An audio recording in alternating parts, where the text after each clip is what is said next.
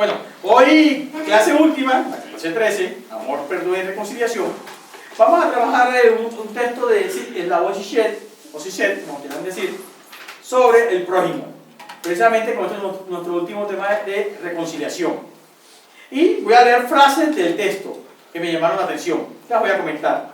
Por ejemplo, comenzamos con una frase que me gustó mucho, que es la espontaneidad no alineada, la autoexpresión, la autorrealización sirven directamente al sistema.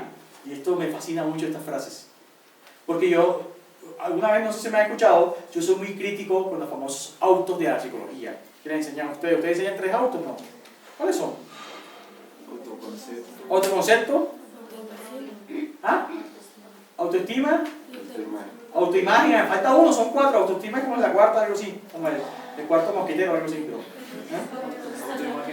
autoimagen, autoconcepto y otro. Autocontrol. Puros autos. Y mi hipótesis es que esos autos se los inventó cierta psicología para sostener el sistema capitalista neoliberal. Incluso en mi tesis doctoral yo hablo un poco de eso, cuestión que no le gusta a algunos de mis colegas, porque yo decía que esos autos simplemente son para crear una supuesta autonomía, porque el sistema capitalista neoliberal necesita un sujeto autónomo. Y ustedes dirán, ¿pero para qué necesita un sujeto autónomo? Porque el sistema de bienestar del Estado Social de Derecho o el Estado de Bienestar Social se ha ido cayendo. Bueno, en Colombia nunca existió eso completamente, pero, ejemplo, si el Estado no te puede dar educación, no te puede dar salud, no te puede dar nada, ¿qué uno tiene que conseguir? Uno mismo. Y para conseguir uno mismo necesita de características autos. Ser autónomo. Claro, ahí están los psicólogos contribuyendo a que el sistema económico capitalista neoliberal se siga sosteniendo. Sirven directamente al sistema, la autorrealización, la autoexpresión y esas cosas. ¿No? Dice Gillet. Motivo por el cual la autocensura implacable en sine qua non de la política emancipatoria, sobre todo el dominio de arte poético. Esto quiere decir que uno debería rechazar por completo cualquier actitud de autoexpresión, de expresar el torbellino emocional, los deseos, los sueños más profundos. Zizek es muy crítico frente, porque al final eso conoce un individualismo, algo así. Contrario, es decir, un individualismo narcisista. Cuando el Antiguo Testamento prescribe amar y respetar al prójimo, no se refiere al semblante doble imaginario, sino al prójimo como causa traumática. Es decir, no es respetar al prójimo que se parece a mí mismo. No es el respeto que enseñan en el colegio, algo así. El respeto del prójimo, del cristianismo, es una cosa mucho más complicada. En contraste con la actitud New Age, que en última instancia reduce a mi otro prójimo a mi imagen en el espejo, o a los medios en el sendero de mi autorrealización, como la psicología junguiana, en la cual las otras personas que me rodean se reducen en última instancia a las externalizaciones, proyecciones de los diferentes aspectos desautorizados de mi personalidad. Yo aclaro aquí algo. Alguna vez me preguntan, profesor, ¿y a usted le gusta Jung? No, no me gusta Jung. Y he tratado de leer libros de Jung. En casa tengo como 3 por ahí. Incluso lo compré hace mucho tiempo. Y a pesar que Jung es un tipo brillante, inteligente y muchas cosas más, Jung tenía un problema para mí, la teoría de Jung. Que además que se puso de moda. Esa teoría me parece a mí que tiene unas cuestiones muy peligrosas. ¿En qué sentido? A nivel político. En el sentido que parece que hubiesen como cosas fijas. Es decir, no sé si han leído alguna vez a Jung, como que hay una serie incluso en teoría de la personalidad se usa también la teoría de Jung. Hay como una cuestión fija que simplemente la gente ya está predestinada a hacer tal cosa. Algo así. Y a mí no me parece. Es decir, además, uno ya sabe, aunque yo sé que Jung no lo dice con esa intención, pero bueno, porque los nazis, la única teoría que les gustó, cercanas al psicoanálisis, fue la de Jung. Ojo, yo sé que Jung no lo hizo con esa intención, pero porque la teoría de Jung se fundamentaba o justificaba su idea de raza superior sobre otras. Algo así. Entonces, no sé. Yo creo que si se también comparte eso, no le gusta a Jung. Por esas razones y otras. Pero bueno, el judaísmo inaugura una tradición en la que mi odio traumático y ajeno persiste para siempre en mi prójimo. Es decir, el otro, como prójimo, siempre va a ser traumático, siempre nos va a joder. Incluso sin intención o con intención. Siempre nos va a molestar, siempre nos va a causar cierta incomodidad. Esa es la apuesta de lo social, creo yo. Por eso decía ayer en clase de psicología social a los muchachos y a las muchachas, a ver, la apuesta es cómo construimos una sociedad a pesar que el otro nos molesta. A ver, los psicólogos hagan eso, a ver. No trabajen sobre las semejanzas, cómo el otro se puede hacer más chévere, más asertivo, menos molesto. Trabajemos sobre las diferencias, cómo el otro se hace más incómodo. No para volverlo cómodo, cómo reconocemos esa incomodidad y cómo convivimos con esa incomodidad. Esa es la apuesta. Pero bueno, cómo montando el Transmilenio, a pesar que el Transmilenio está lleno y lo que demás huele a feo incluso, cómo reconocer eso. ¿Y cómo convivir con eso? No, que todos se tienen que echar perfume. No, esas son las soluciones. Pero bueno, sigamos. Este sigue siendo una presencia inerte, impenetrable y enigmática que me histeriza. Esas son las frases de Cicerón. Es decir, el otro nunca lo vamos a poder conocer, ni el otro nos va a conocer a nosotros. Eso es otra cosa para las parejas, los que están casados hace rato, que aquí hay varias parejas casadas. Lo siento mucho, pero por mucho tiempo que lleven con ese otro, no lo conocen. Conocerán unas cositas por ahí. Ese otro sigue siendo enigmático. Por eso es que a veces salen con cosas que uno dice, ¿qué te pasa, cara? ¿Qué te pasa eso? Yo no te conocía eso. ¿Y es que lo tienes que conocer? ¿Ustedes que en verdad quieren que conocen al otro? ¿Completamente? Profesor, ¿cómo así no se puede conocer al otro? ¿Sabes cuál es el problema? Es que ni el otro se conoce a sí mismo completamente. Ahora lo van a conocer ustedes. El otro cree a veces que se conoce, a veces se encuentra, pero muchas veces no sabe, está más perdido y ustedes quieren conocerlo. Y por eso que esa frase es, ¿por qué has cambiado? Yo creo que no es tanto así, que haya cambiado. Yo creo que es que el otro cambia es porque ni siquiera estaba en un lugar fijo. ¿Es que tenía que estar en un lugar fijo? Claro, a nosotros nos place es que el otro siempre esté en un lugar fijo porque nos da seguridad y nos brinda seguridad esa relación, algo así. Pero bueno, sigamos. El núcleo de esta presencia, claro está, el deseo del otro. Un enigma, no solo para nosotros, sino también para el propio otro. ¿Quieres ser religioso? Pues bien, pruébalo aquí, en las obras de amor, en tu manera de relacionarte con tus prójimos. La religión no solamente es un asunto de ir a orar o a rezar a alguien, es un asunto de cómo soportas a ese otro. Es traumático, algo así. La preocupación por nuestra salvación es un reto de amor propio. Hoy venía escuchando el Transmilenio precisamente en ese trancones que había, en todas esas cosas deliciosas que hay en ese Transmilenio, el mejor sistema público del mundo, de transporte. Además que es erótico, a veces es una palabra demasiado generosa. Es erótico montarse en un Transmilenio. Puede ser también, sí. Yo creo que eso sí tiene razón. Erótico, me imagino experiencia erótica porque tienes contacto con el otro, quiera o no quiera, estás junto a él, sin todos sus humores, todos sus. Me imagino que eso lo hace erótico, me imagino. Pero bueno. Venía un muchacho, ya he visto varios muchachos así, en ese Transmilenio. Venía un muchacho que de una institución X esa que de la calle, bueno, todas esas historias, y dijo algo que me puso a pensar. Me dijo algo como que hay que pensar en nuestra salvación. Esta es la crítica que va a hacer Cicer a los religiosos. Es decir, están esperando salvarse y por eso creen en Dios.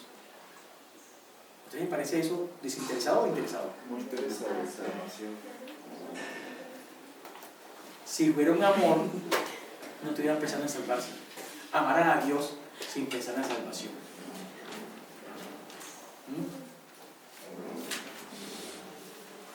pero ya están interesados a ver, como que están esperando que Dios los recompense por amarlo. Algo así. Y ese es el mensaje de algunos religiosos. Solamente son religiosos para salvarse. Para el juicio final, que hablan algunos. Que cada vez está más cerca, así como empiezan a decir las cosas. Es un vestigio del egocentrismo. Sí, pensar así es egocéntrico. Natural de que la vida religiosa debe arrancarnos. Mientras solo pienses en la salvación, le darás la espalda a Dios. Dios es Dios, solo para la persona que vence la tentación de degradarlo y usarlo para sus propios fines. Esa vaina está pidiendo de cosas a Dios, que Dios, que me vaya bien el parcial hoy, o que no estudié, bueno, Dios dame fuerza, Dios no sé qué cosa, Dios dame plata, bueno, dame bendiciones, dame bendiciones. Que eso sí lo hemos construido varias veces acá. Bendecida, afortunada, sales así un yate así. En las islas allá, no sé, en una isla del Caribe. Me imagino que Dios la bendijo para que estuviera un yate así como en vestido de baño. Dios da para todo, ya. Hasta para mandarle un yate y un tipo con plata. Uno ya con plata para que a un yate allá en el Caribe. Bueno, Dios es Dios, solo para la persona que vence la tentación de degradarlo y usarlo para sus propios fines. Este es, en términos teológicos, el extremo de la censura implacable, de la que habla Bourdieu. Ya Bourdieu ya lo hemos hablado acá. Y solo a través de ella se abre la dimensión de lo que uno está tentado de llamar trascendencia ética. Es decir, uno es ético cuando puede ir más allá de recibir algo. Uno tiene una relación ética con Dios cuando uno puede amar a Dios sin esperar que Dios lo ayude a uno. Oye, ¿verdad? ¿Quién podrá hacer eso? Solamente amar a Dios porque es Dios, no porque nos ayude en esas cosas. Pero bueno, el prójimo, como la cosa significa, debajo del prójimo como mi semblanza, mi imagen especular, siempre acecha el abismo insondable de la otredad radical, de una cosa monstruosa que no puede a veces gerarse, llama Cicet. El prójimo amistoso coincide con la cosa monstruosa, Antígona. Si no hay prójimo con quien pueda relacionarme como socio humano, el orden simbólico mismo se convierte en la cosa monstruosa. Por eso es que el prójimo es necesario. Es necesario porque si no viene el prójimo, nos encontramos con alguien monstruoso, con un mundo monstruoso, un mundo terrible. Entonces, ese es el amor al prójimo. El amor al prójimo nos hace ver este mundo mucho más soportable. ¿Por qué soportas al otro? Por amor. ¿Por qué aguantas al otro? Por amor. ¿Por qué ese prójimo que es insoportable se te hace algo soportable? Por amor. ¿Por qué este mundo se te hace soportable? Por amor también al mundo, a Dios que creó este mundo. No porque te dé cosas, es porque es la manera de soportar este mundo, de estar en este mundo, de habitar este mundo, como decía Heidegger. La Sein, habitar, arrojarse, estamos arrojados en este mundo, lo hacemos soportable en esa lógica. Sigamos. Si no hay cosa que apuntar en nuestro intercambio cotidiano simbólicamente regulado con nosotros, nos encontramos en un universo habermasiano chato y aséptico. Aquí hace una crítica a Johann Habermas, no sé si lo han leído alguna vez. Habermas es uno de los filósofos más importantes de la escuela de Frankfurt. Y que él tiene una teoría que le gusta a algunos psicólogos, incluso supuestamente esta universidad está basada en Habermas, que le gusta mucho que la comunicación resuelve todo. Entonces lo que va a decir Cicet, viniendo del psicoanálisis y de la filosofía, es si la comunicación es lo que nos hace hasta peor. Por ejemplo, ese viejo cuento que todo se arregla hablando, lo siento mucho, pero las cosas también se pueden empeorar hablando. Pero eso, ¿cómo se mejora entonces? Pero no siempre es hablando. Cuando una pareja a hablar, esas famosas, ¿cómo se llaman? Las terapias de pareja, y se pueden terminar matando. Porque no es hablando, es más, muchas veces hablando lo utilizamos para herir al otro. Precisamente. Ojo con esas cosas que a veces escuchan, que una vez escuchan en los pasillos, algo así, que es hablando, hay que hablar, dale la oportunidad de hablar, muchachito, si está haciendo bullying al otro, habla con él, no sé qué. No, eso no es la propuesta del perdón de la reconciliación. No es siempre hablando. Vamos con esas cosas. Pero bueno, que los sujetos están privados de su percepción de pasión excesiva, reducidos a ser peones sin vida en el juego regulado de la comunicación. Es decir, como si todo estuviera ya dicho. Tú eres tal cosa, tú eres tal cosa, tú tienes que hablar de tu lugar, tú hablar de tu lugar, y todos resolvemos nuestras diferencias. Que más o menos esa es una propuesta de cierta psicología, ¿no? No sé si se lo han escuchado alguna vez. Bueno, aquí no funciona así. El rostro humano moligera la cosa aterradora, que es la realidad última de nuestro prójimo. Y en la medida en que el vacío denominado del sujeto significante es estrictamente correlativo a esa inconsistencia de la falta del otro. El sujeto y el rostro han de oponerse. El acontecimiento del encuentro con el rostro del otro no es la experiencia del abismo de la subjetividad del otro. La única forma de llegar a esa experiencia es por medio de una desfiguración de todas sus dimensiones. Y me acordé, ayer me preguntaron en una clase, ¿por qué el psicoanálisis en general, la idea es no ver al otro, sino escucharlo? Y aún en psicología ustedes les enseñan que lo principal es no separar al otro, mirarlo a la cara, no sé qué, fijamente, los ojos en 90 grados, no sé cuántos grados es. Ustedes les enseñan todas esas vainas. ¿No nos lo han enseñado? Y el psicoanálisis dice, no lo veas. Incluso usa un diván, decía Freud. Y Freud decía en ese consejo de médico de tratamiento psicoanalítico, uso diván porque el otro me parece insoportable. Se dice Freud. Y es verdad, el otro es insoportable. Pero en vez de salir huyendo, lo que hace es, habla, te escucho. Porque lo importante es escucharte, no verte. Por eso que en psicoanálisis muchas veces no se ve al paciente. ¿Para qué?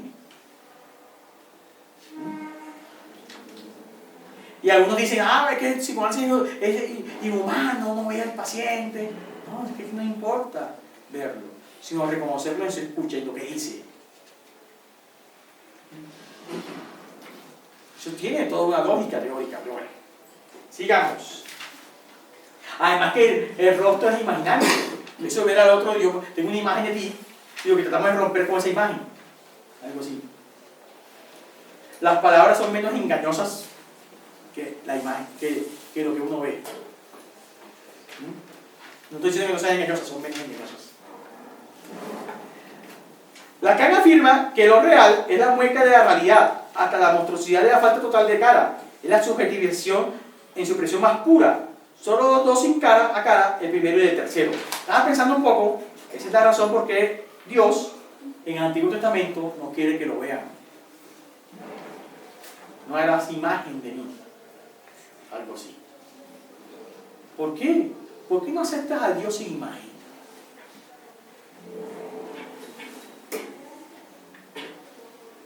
Algo muy fuerte en los católicos.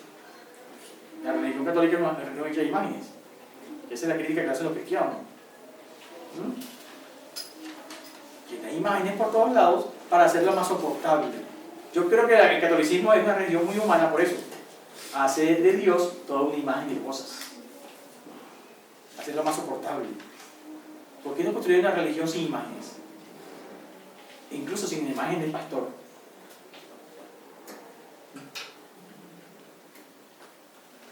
Pero bueno, porque es muy difícil relacionarse con un Dios sin imaginárselo. Sigamos. Hoy, sin embargo, cuando nos bombardean desde todas partes las diferentes versiones del mandato del superyo, goza, es decir, disfruta hasta ese límite, donde el goce directo en el desempeño sexual, hasta el goce con el logro profesional o el despertar espiritual, deberíamos pasar a un nivel más radical. El psicoanálisis es, en nuestros días, el único discurso, se me gusta esta frase, el psicoanálisis es el único discurso en el cual se nos permite no gozar, a diferencia de no se nos permite gozar. Hay un discurso que es goza, hay otro discurso que es no goces, la prohibición. El psicoanálisis tiene una tercera versión. Se nos permite, no se nos permite gozar. Es una doble negación.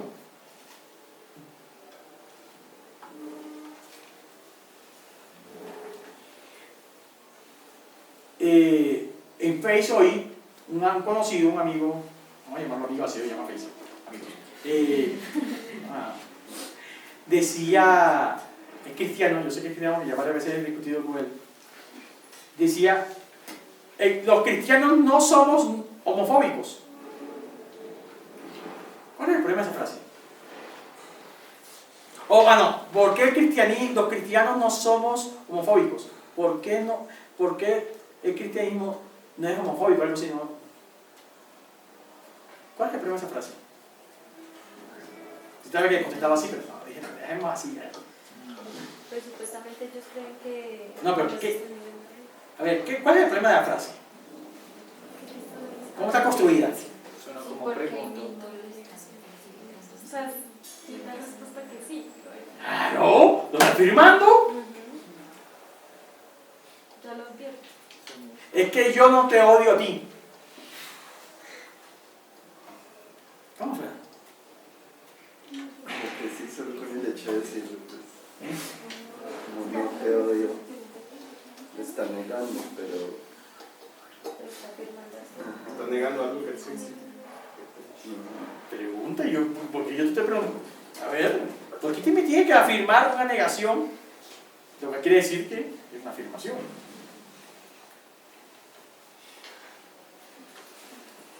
Ese es el mismo ejemplo que varias veces he colocado es, no vayas a pensar que yo estoy pensando mal de ti. Pero ya lo estás pensando.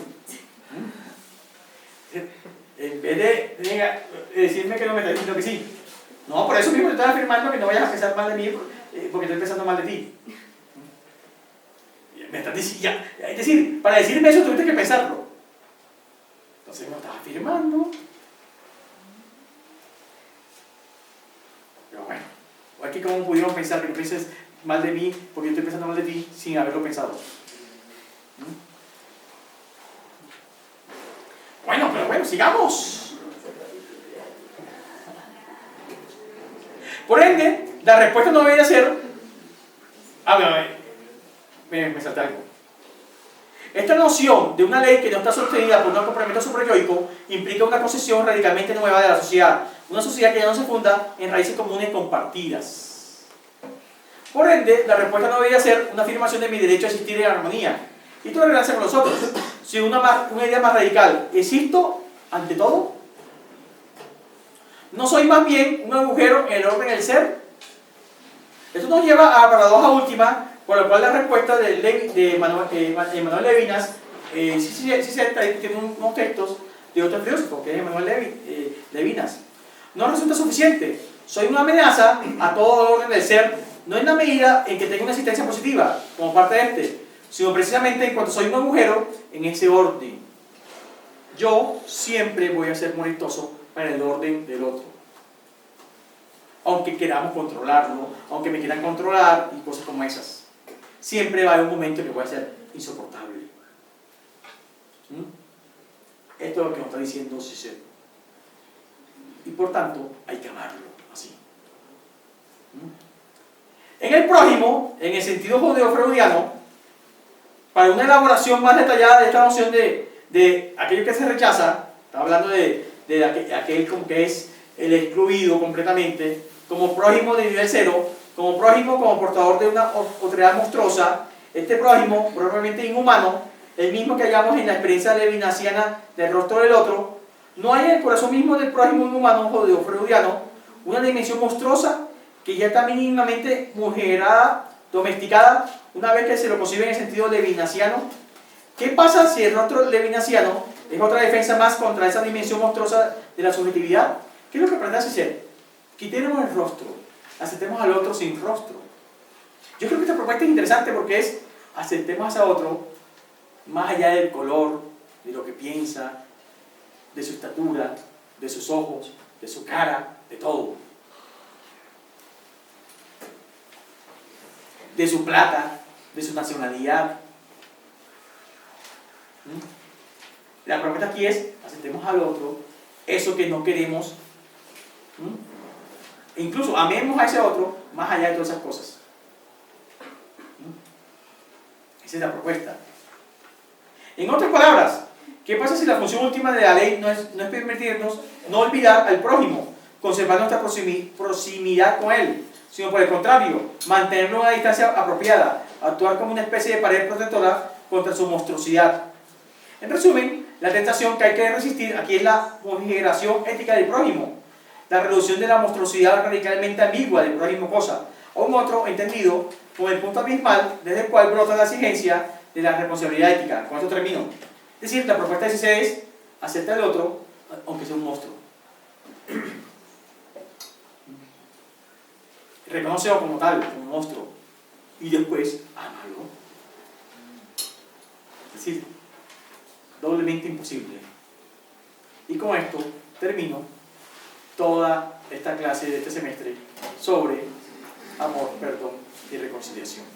Gracias.